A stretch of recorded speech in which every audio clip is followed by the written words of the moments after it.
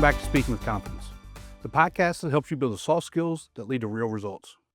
Communication, storytelling, public speaking, and showing up with confidence in every conversation that counts.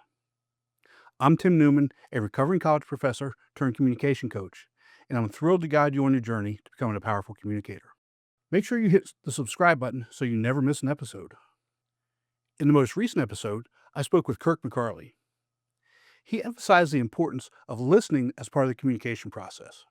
So let's take a deep dive and look at 5 common listening mistakes and how to correct them. Let's get started. Picture 2 versions of yourself.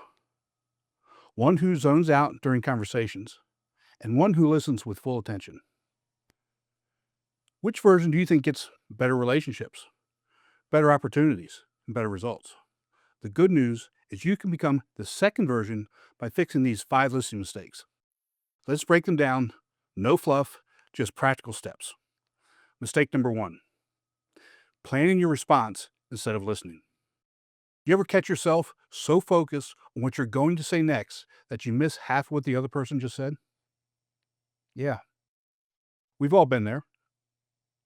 And it's not because you're rude or you don't care. It's because your brain is wired to jump in and respond quickly. But here's the kicker. That habit of mentally rehearsing while someone's still talking actually blocks real understanding. Your brain can't fully process what someone's saying and plan your reply at the same time. So what happens? You hear the words, but you miss the meaning. Let's put it into real life. Say, for example, a coworker is explaining why they're concerned about a project deadline. While they're talking, you're already prepping your response, thinking, we're fine on time, so there's no need to panic. But you totally miss the actual issue. They don't need more time, they need more help. So your response doesn't solve the problem, and it creates another problem. That's conversation multitasking in action, and it just doesn't work. Cognitive load theory backs this up. Our working memory has a limit. If you're using it to listen and plan at the same time, both suffer. Brain scans show this. They show that your prefrontal cortex lights up when you're preparing your reply, while the part of your brain that processes sound is also trying to do its job. This causes neither one to do their job well. One study found people remember only 25% of what they heard when they were busy thinking about their response, compared to 68% when they focus on listening first. And it's not just about memory. People notice when you're not really tuned in. In relationships, they feel dismissed. In the workplace, it leads to mistakes and misunderstandings. But when someone sees you making eye contact, staying still, and facing them, that kind of presence builds trust. So what's the fix? Practice mental silence. Train yourself to hit pause on inner dialogue while the other person is talking. Listen first, then respond. It feels weird at first, especially in fast conversations, but with practice, it gets easier. This listening mistake is one of the most common, but also one of the most damaging. It makes people feel unheard, and it breaks communication on teams. But now that you see it, you can change it and avoid the mistake that causes even bigger disconnects. So let's move on to mistake number 2, interrupting even if you have good intentions. I was just trying to help. That's what most interrupters say. And yeah, it usually is coming from a good place. But your brain doesn't care. Just like we talked about in the 3 ADHD communication hacks that actually work episode, neuroscience shows that being interrupted triggers your brain's threat response. Again, the same response as if you were in danger, like if you're being chased by a bear. That jolt you feel when someone cuts you off mid-thought, that's your amygdala lighting up. And it's not just giving you a bad feeling, it creates real problems in communication. In fact, workplace studies say 80% of conflicts start with this pattern. Someone's venting about stress, and instead of just listening, we jump in to solve it. Sounds helpful, right? But in doing that, we skip the part where they feel heard. And here's what the research says happens next. The speaker goes from open expression to defensiveness. They start editing what they say or stop talking altogether. Even small interruptions lower how much people remember from the conversation. Here's a wild stat. The average person interrupts after just a half a second of silence, but most people need between 1.5 and 2 seconds to finish processing their thoughts. And that tiny gap creates a big disconnect. So what's the fix? It's called the 2-second rule, and it's simple. Wait a full 2 seconds after the other person stops talking before you respond. That space lets them add afterthought and gives you a better shot at actually understanding what they meant. If you're having tough conversations, you may want to stretch that to maybe 5 seconds. You'll be shocked how often the real point comes out in that pause. This one habit can seriously change how you show up as a listener.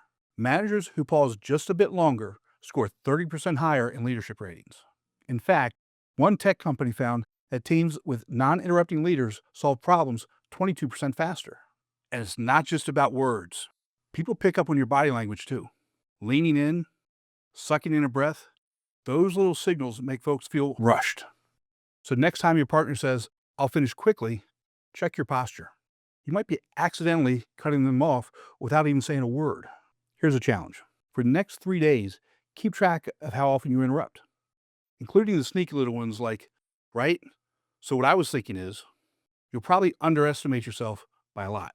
Then try the 2-second rule and see what shifts. Conversations will get deeper, and you'll build trust without even saying anything. Now, even if you master this, there are more listening habits that fly under the radar, and it might be costing you more than you think. The distraction trap is mistake number 3. Your phone isn't the only thing pulling your attention away during conversations. Distractions come in all forms. It could be a buzz from your phone or a ping from your laptop. It could be mental clutter, like the deadline hanging over your head or remembering you have to go to the store to get eggs. It could even be environmental stuff, like chatter nearby or traffic outside. Or for me, it could be birds, squirrels, or even the smell of smoking a brisket. And even if your phone is face down, just having it in sight drops conversation quality by 32%. MIT researchers found that effect gets even worse during emotional conversations. Now picture this. A friend opens up and shares something personal, and you glance at your watch. They notice, their face drops, the vibe changes, and they probably start thinking, maybe this doesn't matter to them after all. Eye tracking studies back this up. Listeners' focus drifts within 90 seconds, and the speaker picks up on it fast, and their brain reacts like it's under threat. And in the workplace, this kind of disconnect is behind 60% of preventable mistakes. Each distracted moment has what researchers call conversational debt. And the cost? People start pulling back. Coworkers leave out key information, friends keep it surface level, and partners stop sharing what really matters. Heat map studies even show a pattern. Eyes jump from phones to doors to clocks. And when that happens, the speaker's cortisol levels rise and they feel the disconnect, even if they don't know why. So what's the fix? Single tasking. And you don't have to go all in at once. Start with these. Put the phones away during important conversations, like away, out of sight. Mentally repeat the last 3 words the speaker says.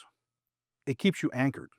If possible, face away from distractions like windows or walkways. You should also watch your nonverbal cues, shifting your body away, sneaking glances at the clock, nodding just to keep the conversation going. Those all get noticed within 30 seconds. And when you're distracted, you'll only retain about 25% of what's said. But when you're fully present, the results speak for themselves. Teams wrap up projects 18% faster. Customer satisfaction jumps by 22 points. Couples report 40% better conflict resolution just from removing the devices. Here's a tip. Track this. Pay attention to how often people say, "never mind." That's usually code for you weren't really listening. And as you build better habits, you'll start noticing the little things, the details that others miss. People will start to share more, and trust will start to grow. Start by removing just one distraction, then build from there. This is how you reclaim real connection. Get ready for the next hidden habit that holds us back from fully listening. Mistake number 4 is assuming instead of asking. We've all done it. Think we know exactly what someone's about to say, but how often are we actually right? Turns out, not very often. Studies show that most of us misinterpret what others mean way more often than we realize. Why? Because our brains fill in the blanks with assumptions based on our past experiences. It's a mental shortcut meant to save time, but it backfires when the information is fuzzy or incomplete. So let's break it down. Picture a split screen. On one side, you've got assumption-based listening. A coworker mentions struggling with a project, and your brain goes, lazy. So you start offering advice how they can push through, maybe even drop the project. But the problem is you miss the actual issue. It's a lack of staffing. Now flip to the other side, curiosity-based listening. Instead of jumping to conclusions, you ask, what part of the project feels most challenging? And that one question cuts through the fog like a flashlight. And now you've got the truth. They're buried in too much work, not slacking off. See the difference? When we assume, we create false stories. And over time, those stories chip away at trust. In fact, workplace studies show that when managers make assumptions about why employees are unhappy, they get it wrong 65% of the time. The International Listening Association, yeah, that's a real thing, says that close to 60% of preventable conflicts come from assumption-based misunderstandings. So what's the fix? It's called verification. Repeat back what you heard, then check if you got it right. Something like, so you're feeling overwhelmed? Is that what's going on? It gives them the chance to clarify and keeps you focused on what they're actually saying, not what you think they're saying. Leaders who use this strategy see a 22% boost in team innovation. And asking good questions does more than clear up confusion. It shows you're listening. It slows you down, and it helps uncover things that might have stayed buried. Like, this project is tough. Actually means we're missing a key tool. Brain scans even showed that switching from assumption to analysis mode makes your understanding more accurate. Here's a challenge. Keep a tally. How often do you say, I assumed, versus, did you mean? Try asking just one clarifying question in every important conversation this week. It'll start to become second nature, and your relationships, both at work and at home, will thank you. Because the more space we create for real meaning to surface, the less room there is for misunderstanding. Moving on to mistake number 5, making it all about you. You ever notice how some conversations feel like a hall of mirrors? Your voice bouncing back, even when someone else should be the focus? That's called conversational narcissism, and it shows up in over 60% of daily interactions. Why? Because your brain loves it. Talking about yourself lights up the medial prefrontal cortex, and it gives you a hit of dopamine. So even if you don't mean to make it about you, your brain is nudging you to do it. But while your brain gets rewarded, the other person feels pushed aside. In the workplace, this matters. Teams with self-centered leaders report 37% lower psychological safety. People stop sharing because they expect to be overshadowed. Watch for these signs, such as matching someone's struggle. That happened to me too. Or flipping emotions. You think that's bad? I once ... Or how about this one? Hijacking good news. Congratulations. That reminds me of when I ... We all do it, but there's a fix. It's called you-centered responding. Try this. Focus fully on their story. For example, that sounds tough. How are you handling it? Or ask a follow-up. What's been the hardest part? Or try this. If it fits, briefly relate your experience. I felt something similar. Does that compare? It works. One manager saw a 28% boost in team openness. Customer service reps using this approach improved satisfaction scores by 19 points. Even at home, partners and kids open up more. Small shifts help.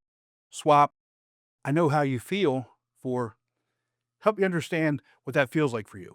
Replace, that's like when I, with, tell me more about your experience. When you stop making it about you, connections deepen. And that's when real listening begins. You don't need to fix everything at once. Just start small. Pick one habit to focus on this week. Maybe it's giving people a full 2 seconds before responding. Or maybe it's catching yourself before shifting the spotlight back to your own story. Or maybe it's putting the phone out of sight and really dialing in. Then watch what happens. Do people open up more? Are there fewer misunderstandings? Are your conversations smoother, deeper, more productive? As Michael C. Bush puts it, listening is giving someone the experience of being heard. And that starts with showing up and setting your own agenda aside. So what listening habit are you going to focus on first? And what kind of impact do you think it'll have? Remember, we're looking for progress, not perfection. That's all for today. Be sure to visit speakingwithconfidencepodcast.com to get your free ebook, Top 21 Challenges for Public Speakers and How to Overcome Them. You can also register for the Forming for Public Speaking course. Always remember, your voice has the power to change the world. We'll talk to you next time. Take care.